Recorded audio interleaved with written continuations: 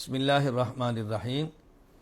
رسول اکرم صلی اللہ علیہ وسلم کی حدیث مبارک ہے، آپ نے ارشاد فرمایا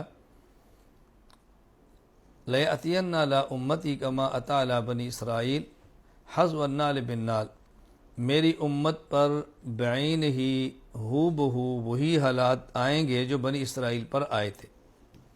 میری امت بنی اسرائیل کے نقش قدم پر چلے گی۔ حتیٰ ان کان منہم من اتی امہ علانیہ لَيَأْتِيَنَّ فِي أُمَّتِي مَن يَصْنَعُ ذَلِكَ، حتیٰ کہ اگر بنی اسرائیل میں سے کوئی شخص اپنی ماں سے بد کرداری کر چکا ہے تو میری امت میں ایسے فرد آئیں گے جو اپنی ماں سے منہ کالا کریں گے، الیاذ باللہ، اعاذنا اللہ من ذالک، ایسے لوگ آئیں گے۔ وَإِنَّ بَنِي إِسْرَائِيلَ تَفَرَّقَتْ عَلَىٰ سَنَتَيْنِ وَسَبْعِينَ مِلَّةً، میری امت میں بنی اسرائیل میں 72 فرقے تھے۔ وَإِنَّ بَنِي إِسْرَائِيلَ تَفَرَّقَتْ عَلَىٰ سَنَتَيْنِ وَسَبْعِينَ مِلَّةً، بنی اسرائیل میں 72 فرقے تھے۔ وَسَتَفْتَرِقُ أُمَّتِي عَلَىٰ 73 مِلَّةً، اور میری امت کے 73 فرقے بن جائیں گے۔ كُلُّهُمْ فِي النَّارِ إِلَّا مِلَّةً وَاحِدَةً، ان میں سے 72 جہنم میں جائیں گے، ایک جنت کے اندر جائے گا۔ قیل من ہی یا رسول اللہ، صحابہ کرام نے پوچھا یا رسول اللہ وہ جنت میں جانے والا فرقہ کون سا ہوگا؟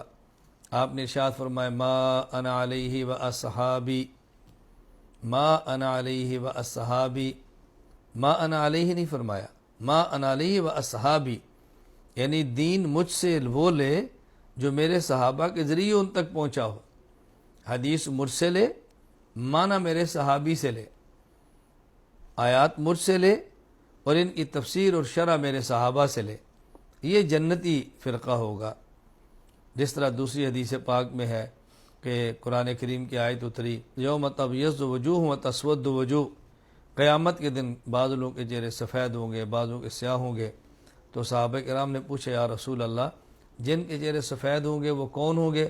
فرمایا ہم اہل سنت والجماع، اہل سنت والجماع، سنت رسول اللہ صلی اللہ علیہ وسلم کی، اور الجماع جماعت صحابہ کرام رضی اللہ عنہم اجمعین، آپ نے بتا دیا۔ تو یہاں آپ نے صحابہ کرام کا ذکر اپنے نام کے ساتھ فرمایا۔ یہاں جو بات میں نے سمجھانی ہے وہ یہ، پہلی بات یہ سمجھیں کہ پہلی امتوں میں 72 فرقے تھے، اس امت میں 73، یہ 73واں فرقہ کون سا ہے؟ علامہ قرطبی رحمۃ اللہ علیہ نے اپنی تفسیر الجامع لاحکام القرآن، جو کہ تفسیر قرطبی کے نام سے معروف ہے، اس کے اندر لکھا ہے وَأَنَّ هَذَا صِرَاطِ مُسْتَقِيمًا فَاتَّبِعُوهُ، اس آیت کے تحت فرمایا هَذِهِ الْفِرْقَةُ الَّتِي زَادَتْ فِي فِرَقِ امت محمد صلی اللہ علیہ وسلم، یہ جو اس امت میں ایک زائد فرقہ پیدا ہوا ہے یہ کون سا ہے؟ قال بعض العارفین الذین هم یعادون العلماء ویبغضون الفقہاء، یہ وہ فرقہ ہے جو علماء سے عداوت رکھتا ہے اور فقہاء سے بغض رکھتا ہے۔ اب علماء سے دعوت اور فقہاء سے بغض رکھنے والا کون ہے؟ ہر شخص جانتا ہے، بتانے کی ضرورت ہی نہیں۔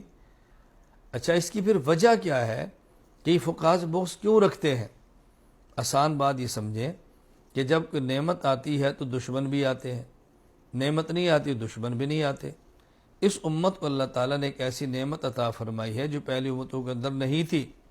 علامہ قرطبی رحمۃ اللہ علیہ اپنی تفسیر الجامع لاحکام القرآن میں وَتَفْصِيلًا لِكُلِّ شَيْءٍ، اس کے تحت ارشاد فرماتے ہیں لم یکن عندہم اجتہاد قط انما خص بذالک امت محمد صلی اللہ علیہ وسلم، اجتہاد پہلی امتوں میں نہیں تھا، یہ اللہ تعالیٰ نے اس امت کو امت محمد صلی اللہ علیہ وسلم کو عطا فرمایا ہے۔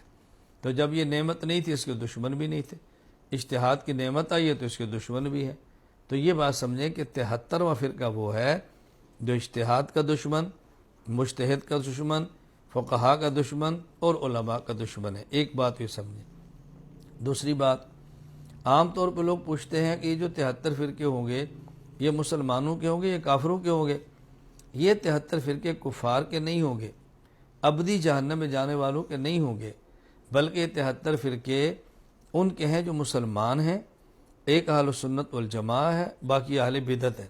یعنی یہ اپنی گمراہی کی وجہ سے ابدی، دائمی اور ہمیشہ جہنم میں نہیں رہیں گے، بلکہ ان کی گمراہی ایسی ہوگی جو کفر کی حد تک نہیں بلکہ بدعت یہاں تک ہوگی تو کچھ عرصہ کے لیے جہنم میں جائیں گے، اپنے اس جرم کی سزا بھگتنے کے بعد اس جرم کا وبال، اس جرم کی سزا بھگتنے کے بعد یہ بالآخر جنت کے اندر جائیں گے۔ تو یہاں دو باتیں سمجھانی تھی۔ نمبر 1، اضافی 73واں فرقہ کون سا ہے؟ علماء، فقہا، مجتہدین، اجتہاد کا دشمن۔ نمبر 2، یہ 73 فرقے وہ نہیں ہوں گے جو اسلام اور کفر کی بنیاد پر ہیں، بلکہ یہ 73 فرقے اسلام اور بدعت کی بنیاد پر ہیں۔ ایک اہل سنت والجماعت اور باقی اہل بدعت۔